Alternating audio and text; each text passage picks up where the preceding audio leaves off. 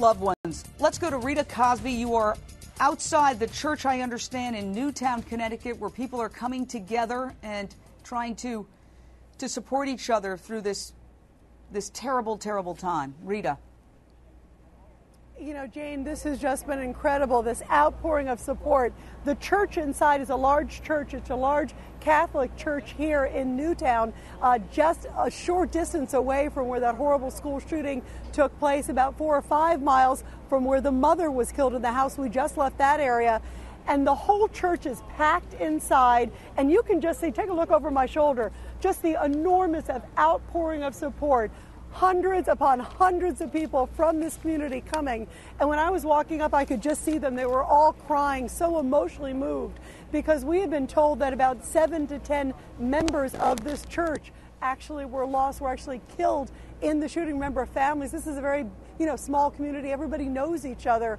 And so many family members who attended here lost loved ones today in that terrible massacre. Also, just to give you a little sense of what's inside, silent, somber. The governor of Connecticut came here. Also, senators were inside, many dignitaries inside, and of course, many people in the community showing their support.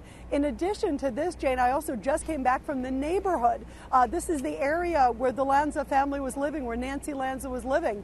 Talked to a lot of people who knew her, some people who also knew her 2 sons. As we know, her son and her ex-husband are now being questioned. Her other son, of course, the suspected shooter in this case, who has, of course, taken his own life. And I want to give you some details about Adam Lanza, since we have identified him as the shooter. I actually got some information. We were the first ones to get these details. There was a brochure sort of passed along within the neighborhood where they sort of identified neighbors. This was given years ago, sort of like neighbor get to know your neighbor. And here's some details about Adam Lanza, just so we know. This is the man, again, the suspected shooter who has taken his own life. Born April 22nd, 1992. Again, he is 20 years old.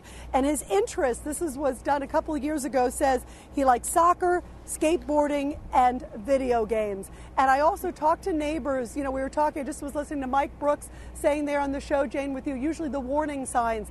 The neighbors I talked to, again, they didn't see them on a day-to-day basis, but what they did say that there were some troublemakers in the neighborhood, but they said they didn't believe that the Lanza kids, that Adam Lanza was one of them. So nothing well known to all the neighbors in terms of him being a troublemaker or a problem in the neighborhood.